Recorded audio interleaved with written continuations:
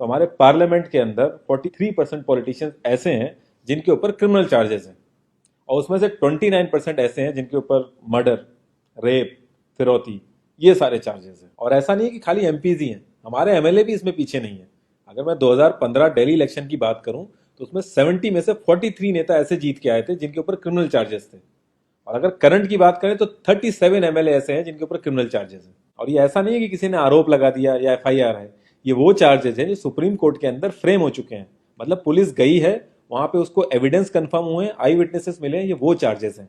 ये प्रॉब्लम तो बहुत ही छोटी सी है कि पार्टीज क्रिमिनल्स को टिकट ना दें और लोग क्रिमिनल्स को वोट ना दें, लेकिन इस छोटी सी प्रॉब्लम के लिए 1999 से लड़ाई चल रही है और अभी तक इसका सोल्यूशन नहीं हुआ है। 1999 में एसोसिएशन फॉर डेमोक्रेटिक रिफॉर्म, जिसे एडीआर नाम से ज्यादा जानते हैं लोग, इन्होंने जो भी क्रिमिनल्स हैं पॉलिटिक्स में, इनके लिए एक पीआईएल डाली दिल्ली हाई कोर्ट में, और दिल्ली हाई कोर्ट ने उसको एक्सेप्ट भी कर लिया। जब दिल्ली हाई कोर्ट ने ये पीआईएल एक्सेप्ट की थी तो ये चीज वहीं खत्म हो गई थी। ये जो नेता जिन्हें हम जिता के लाते हैं ना, ये सब लोगों ने मिलके उस पीआईएल के अगेंस्ट में सुप्रीम कोर्ट में अपील कर दी। जब सुप्रीम कोर्ट से भी इनकी अपील खारिज हो गई तो हमें वो देखने को मिला जो हमने कभी नहीं देखा था, ये सारी पार्टियां एक हो गई।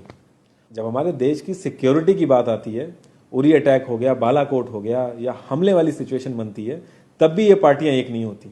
लेकिन इस चीज के लिए ये सारी पार्टियां एक हो गई थी, और ये सारी चीजें एक ही जगह आके फंस जाती हैं।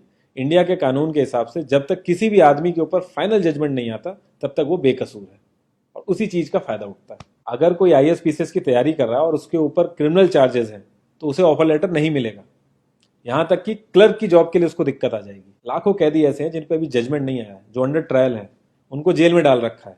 तो ये सारी चीजें जो एप्लीकेबल होती हैं सिर्फ पॉलिटिशियंस के लिए होती हैं, बाकी किसी के लिए नहीं। इतने बड़े सांसदीय क्षेत्र में पार्टियों के लिए इतना मुश्किल हो जा रहा है ऐसा कैंडिडेट ढूंढना जिसका कोई क्रिमिनल रिकॉर्ड ना हो। एडीआर की रिसर्च के हिसाब से क्रिमिनल कैंडिडेट के चांसेस 3 गुना ज्यादा होते हैं जीतने के क्लीन कैंडिडेट के मुकाबले। एक क्रिमिनल कैंडिडेट मनी और मसल पावर का परफेक्ट कॉम्बो बन जाता है।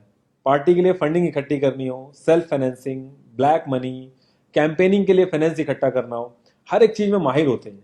इसलिए पॉलिटिकल पार्टीज की ये पहली पसंद बन जाती है। पहले लोग इतनी डिमांड में नहीं थे, पहले वही भीड़ इकट्ठी करना, बूथ कैप्चरिंग, इन्हीं सब चीजों तक ये लोग लिमिटेड थे। लेकिन ये जैसे जैसे इनकी वर्सेटैलिटी बढ़ती गई, ये पॉलिटिकल पार्टीज की पहली पसंद बनते गए। यार पार्टीज की मजबूरी तो समझ में आती है, लेकिन कास्ट और सिस्टम फेलियर की वजह से लोगों की भी मजबूरी बन जाती है इनको वोट देना। आज की डेट में यार एफआईआर करने के लिए भी आपको जुगाड़ की जरूरत होती है, लेकिन वहीं अगर आप अपनी कास्ट वाले नेता के पास जाओगे तो आपका काम हो जाएगा, थोड़ा बहुत आपका हिसाब किताब देखेगा, आपका काम कर देगा वो। तो ये जो सिस्टम कमजोर है, ये मजबूर करता है लोगों को इन लोगों को वोट देने के लिए, और ये लोग पूरा ध्यान रखते हैं कि ये सिस्टम कभी स्ट्रांग ना हो। अगर तुम क्लोजली ऑब्जर्व करो तो हर नेता यही तो समझाने की कोशिश कर रहा है कि सिस्टम सारा खराब है, सिस्टम में ये कमियां हैं, और मैं तुम्हें इस सिस्टम से बचा लूंगा। और गरीबों के हक के लिए लड़ते लड़ते लड़ते वो खुद अमीर हो जाता है। यार जीतने का एक सुपर हिट फॉर्मूला है, एक एरिया डिसाइड करो, उस एरिया की कास्ट कैलकुलेशन कर लो, जो कास्ट मेजोरिटी में है उसका रॉबिन हुड टाइप या एक बाहुबली टाइप एक नेता खड़ा कर दो, जो सिस्टम काम नहीं कर पा रहा है वो काम तुम करने लगो, लोग तुम्हें वोट देने लगेंगे। इन केस अगर कोई ज्यादा होशियार बन रहा है या लोगों में ज्यादा समझ आ गई है तो एक छोटा सा दंगा करा दो, लोगों की मजबूरी बन जाएगा तुम्हें वोट करना। Centre for media studies CMS, इसके हिसाब से लास्ट लोकसभा जो 2019 का था उसमें 50,000 करोड़ से भी ज्यादा पैसा इन्वॉल्व था। पूरे वर्ल्ड में इंडिया सबसे ज्यादा पैसा खर्च करता है इलेक्शन में, यूएसए से भी ज्यादा। तो यार तुम्हें क्या लगता है, इतना पैसा खर्च करके कोई जब आएगा तो वो रिटर्न ऑफ इन्वेस्टमेंट नहीं देखेगा? ऐसे ये सारी पार्टीज आपस में कितना लड़ती रहती हैं, कितने वैचारिक मतभेद हैं इनके आपस में, लेकिन जब भी ट्रांसपेरेंसी इन पार्टी फंडिंग की बात आती है ये सब लोग एक जैसा राग अलापते हैं। ये लोग कभी भी पार्टी फंडिंग में ट्रांसपेरेंसी आने ही नहीं देंगे। एक बार जब ये लोग पावर में आते हैं ना तो पूरा का पूरा सिस्टम इनके हिसाब से चलता है, और जो पुलिस वाले इनके हिसाब से नहीं चलते ना उनका ट्रांसफर हो जाता है। 144 पुलिस ऑफिसर्स 1 लाख लोगों की सिक्योरिटी देख रहे हैं, और जब हमारे नेताओं की बात आती है तो 47,000 पुलिस वाले 14,842 नेताओं को सिक्योरिटी दे रहे हैं।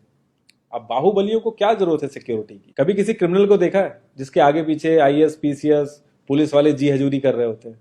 बहुत ही वर्स्ट सीन होता है वो।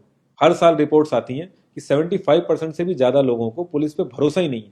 इंडिया एक लौती ऐसी जगह है जहां पे पुलिस को देख के इंसान सेफ फील करने की बजाय डरता है। एक 15 साल के बच्चे तक को पता है कि आईपीएल में सट्टा लगाने के लिए किसके पास जाना है, लेकिन हमारी पुलिस को नहीं पता। और ये सारा सिस्टम, ये जो वीक सिस्टम है, हमारे नेताओं को बहुत सूट करता है, क्योंकि जिस दिन ये स्ट्रांग हो गया तो इन सब की दुकानें बंद हो जाएंगी। इंडिया की 65% आबादी 35 की एज से नीचे है, जो हमारा लोकसभा है उसकी एवरेज एज है 54 और राज्यसभा की एज 63.5 है। एक दो केस अगर छोड़ दें तो आम आदमी के लिए पॉलिटिक्स में घुसने का रास्ता नहीं है। अगर आप गूगल पे सर्च करोगे ना टॉप 10 यंग पॉलिटिशियंस, तो एक भी नाम उसमें ऐसा नहीं होगा जिसका कोई फैमिली से पॉलिटिकल कनेक्शन ना हो। आजादी के बाद से 0.5% से भी कम पॉलिटिशियंस ने अपने बच्चों को आर्मी में भेजा है।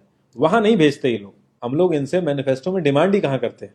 हम तो बस रिलीजियस मुद्दे देखते हैं मैनिफेस्टो में और खुश हो जाते हैं।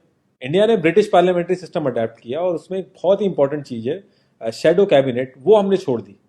इसके बारे में बहुत ही कम लोगों को पता है और ये लोग हमें पता लगने भी नहीं देते। तो इसमें होता यह है कि अगर मैं फाइनेंस मिनिस्ट्री का ही एग्जाम्पल लूं तो जो भी रूलिंग पार्टी का फाइनेंस मिनिस्टर है उसके पैरेलली एक ऑपोजिशन का भी फाइनेंस मिनिस्टर असाइन हो जाएगा और जो रूलिंग पार्टी का फाइनेंस मिनिस्टर है उसकी एक्टिविटीज को ऑपोजिशन का फाइनेंस मिनिस्टर लोगों तक पहुंचाएगा।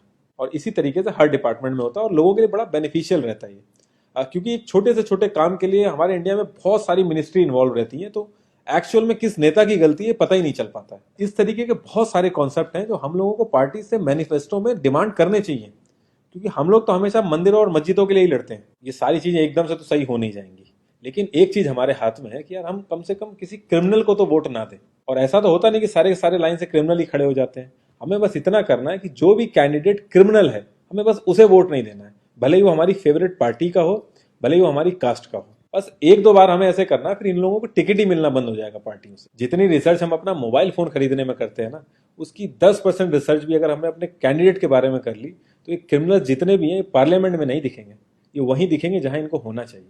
लास्ट में एक ही क्वेश्चन पे मैं इस कॉन्वर्सेशन को एंड करूंगा कि पॉलिटिक्स अगर समाज सेवा है तो सैलरी क्यों, और अगर नौकरी है तो एग्जाम और क्वालिफिकेशन क्यों नहीं।